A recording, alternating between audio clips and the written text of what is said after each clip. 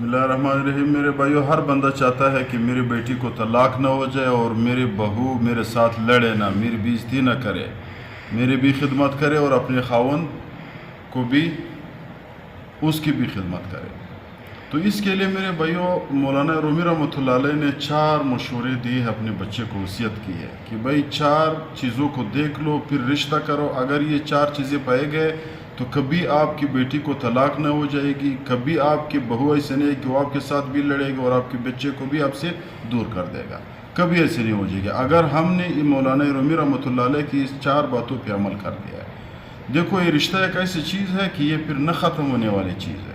اللہ تعالیٰ فرماتے ہیں ہن لباس لکم وانتم لباس لہن، آپ لوگوں کی بیویاں آپ لوگوں کے لیے لباس ہے اور آپ لوگ ان کے لیے لباس ہو۔ تو یہ بہت ضروری ہے کہ ان 4 چیزوں کا خیال کیا جائے۔ نمبر 1، سب سے پہلے جب آپ کسی لڑکی کا رشتہ لیتے ہو اپنے بیٹے کے لیے یا اپنی بیٹی کی رشتہ کسی لڑکے کو دیتے ہو تو ایک چیز کا خیال کرو، مذہب کا، کہ آپ کی بیٹی اگر خدا نہ خواستہ آپ غیر مسلم ہو تو آپ اپنی بیٹی کا رشتہ بھی غیر مسلم کے ساتھ کرو۔ کیوں؟ جب بعد میں یہ بڑے ہو جاتے ہیں، بچے آ جاتے ہیں، تو وہ اگر مسلم لڑکی کی رشتہ غیر مسلم کے ساتھ ہو جائے یہ تو پہلے جائز ہی نہیں ہے۔ اگر آپ کی بیٹے کا رشتہ غیر مسلم لڑکی کے ساتھ ہو جائے، جائز نہیں ہے دونوں کی۔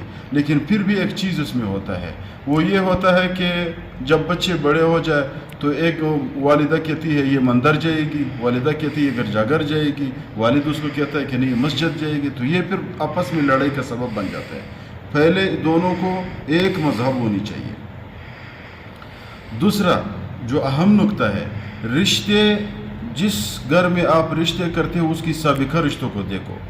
اگر اس کی بچیوں کی رشتے آباد ہے، وہ کامیاب ہے اپنی جگہوں پہ، اس کی بچوں کی رشتے آباد ہے، کامیاب ہے اپنی جگہوں پہ، تو آپ اس کے ساتھ کر لو۔ مثال کے طور پر آپ کسی گھر کے ساتھ رشتے کرتے ہو تو اس کی لڑکیوں کو دیکھو، جس گھر میں ان کی شادی ہوئی ہے وہ اپنے گھروں پہ قائم ہے، اس سے طلاق نہیں ہوئی ہے، اس نے اپنے سسر اور ساس کی ساتھ لڑائی نہیں ہے، مقدمی عدالتوں میں نہیں جا رہے، تو آپ سمجھو کہ یہ لوگ شریف ہے، یہ اپنے عزت بھی جانتے ہیں، اپنے ساس و سسر اور شوہر کی عزت بھی جانتے ہیں، تو اس گھر کے ساتھ رشتہ کرو۔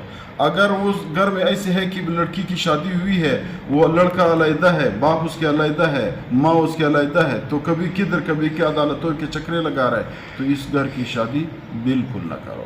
تیسرا، رسم و رواج کو دیکھو۔ رسم و رواج کا مطلب یہ ہے، مثال کے طور پر آ کے اپنے قوم میں رشتہ کرو تو یہ رشتہ کامیاب ہو جائے گا۔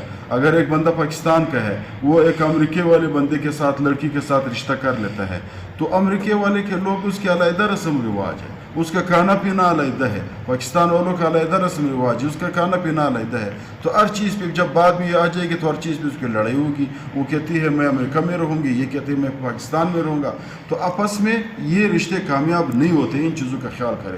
چوتھا چیز، علم کا خیال کرے۔ جس لڑکی کے ساتھ، جس لڑکے کے ساتھ آپ رشتہ کرتے ہو، اس کے علم کا خیال کریں کہ اس کے پاس کتنا علم ہے، معلومات ہے اس کے نہیں۔ رشتہ کامیاب کرنے کے لیے یہ اللہ سے ڈرتا ہے یا نہیں ڈرتا، یہ اللہ اور اللہ کے رسول کے اور اپنی ازدواجی زندگی پہ کتنا عبور رکھتا ہے۔